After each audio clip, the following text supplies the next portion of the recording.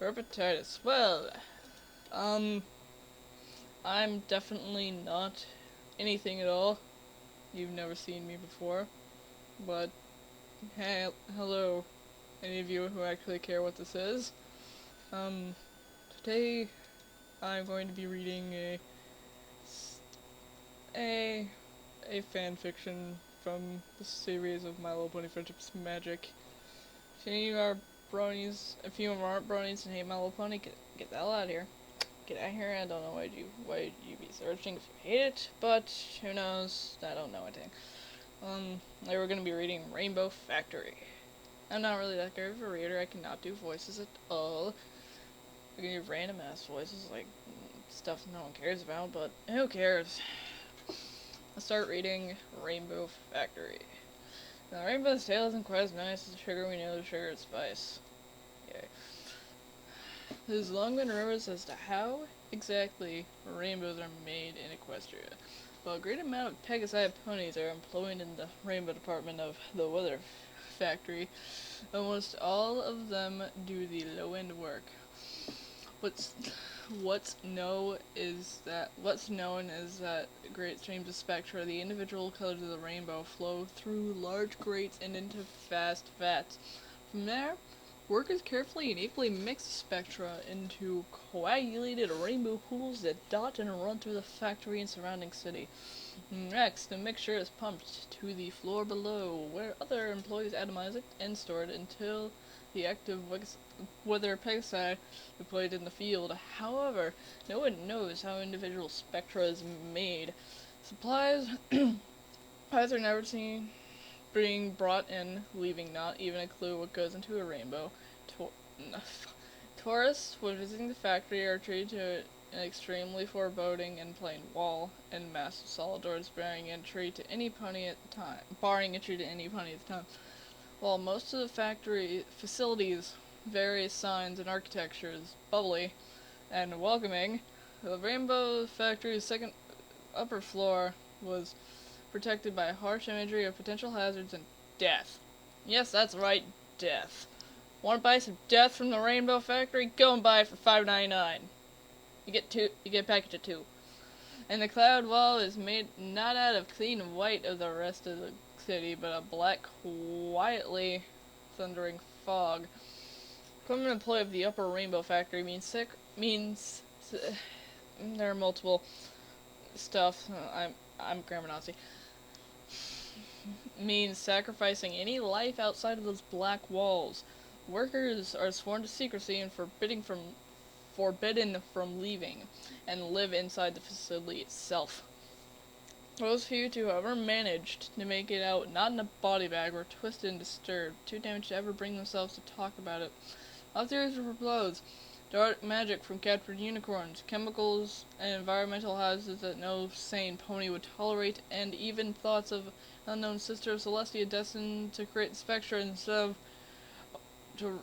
of raise the sun or moon. None of them could be farther from the truth. Now, before each chapter, there's lines of Rainbow Factory in it. Rainbow Factory is made by Wooden Toaster, an amazing artist, pony artist. So that's basically it. A rainbow's easy once you get to know it with the help of the magic of a Pegasus device. Come on, Orion, we're gonna be late for our final test, Scootaloo called out to a friend of hers. She was older now. In the last year of flight school, she, like all the other Pegasus in the school, was terribly nervous of the final test. Those that passed were granted freedom into the world to find their cue marks if they haven't yet, and become working ponies. $5.99. It's above normal wage, minimum wage. This is a horribly horrifying fanfiction, but you know what? Don't care. I'm gonna bring in some horrible humor into it. You rate Cupcakes, yeah, God, that has horrible humor in it. But you know what? That's for another time. I'm gonna read Rainbow Factory. You can't see my hand movements. So a little known, or at least a little thought about fact. Ow, my brain. What happened to the fillies that failed their test? While uncommon, one or two from every class generally didn't have in them to perform the rigorous acts, and maneuvers. Those that failed their tests were looked down upon in the worst of ways, shunned and hated. Cloudsdale has always bred a form of nationalism amongst its occupants. If you weren't the best or didn't show the potential of being the greatest, you weren't allowed to be a part of the glorious collective. Glorious! I don't know what to put in there. Scootaloo moved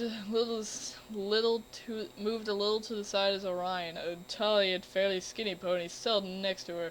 He fluffed his light brown feathers and gave a wary attentive smile as he stared around where he sat.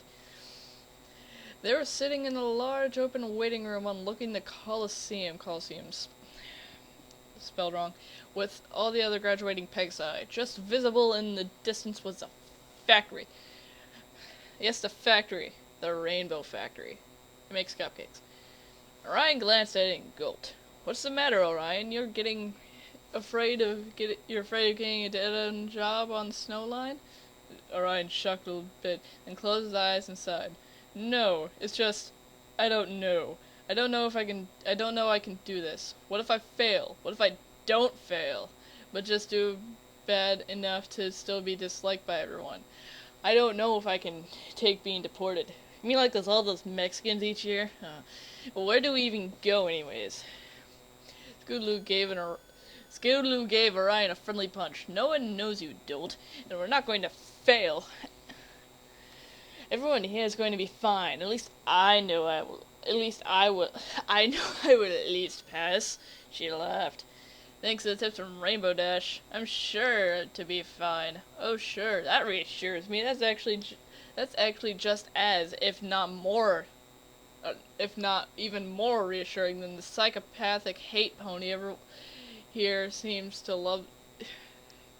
Hate pony here seems to love. Fuck. Ah, my brain. Quit panicking, scaredy wings. Scootaloo replied. The only one here I think even might fail is that yellow pony with a dark green mane. She's the one who is sick for that month, you know. Oh yeah, Orion remembered as he craned his head in the other pony's direction. The one who had that bad case of hoof and wing. Hold on. What is that disease? What is that disease? Hoof and wing. Hold on. I've never heard it in the show, so I don't know. She looks pretty confident, though. I suppose we'll see. Scootaloo trailed, turning to look at the factory herself. Gave her chills, not of fear, but of pride. I hope I get some cool active weather job. Can you imagine everyone in Pony or Philadelphia staring up at me? There goes Scootaloo, such an amazing flyer. And from Cloudsdale, there can be no doubt. That seems a bit arrogant. She smiled in excitement, but getting her attention for the moment. That would be something, I'll admit. Mind you, just coming from Cloudsdale, who wouldn't be in awe? Exactly. Praise the flock. Praise the flock. Blah ba da ba da ba da ba da ba da. Praise science! Nothing. Places, every pony. A massive buff Pegasus walked out. He must drink a lot of muscle milk.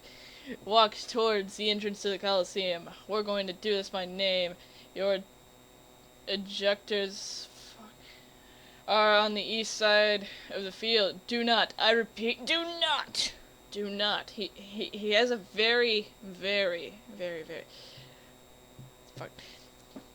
Fly too far west. If they lose sight of you for any reason, you're failed immediately. Immediately. Take deep breaths, stretch your wings one last time. The test will consist of 3 sections: weather clearing, agility, and finally, recovery. Clear the clouds, fly through the hoops, and then fly to the marked elevation. Close your wings for at least 3 seconds. Any less and you'll fail. But keep in mind, there's no extra points for extra seconds. Extra points for extra seconds. Extra. Yeah. You must hate this. Finally, recover before you hit the cloud 4. Understood? Any questions? The instructor paused and glanced at every single pony in the room. Everyone's eyes were completely focused on him, and there and none were creased with confusion. Alright, Aurora Dawn, you're first. Clear, fly, fit, fall, complete. Well, this is the end of the first part of Rainbow Factory. I'll probably do none of this later. Bird to you.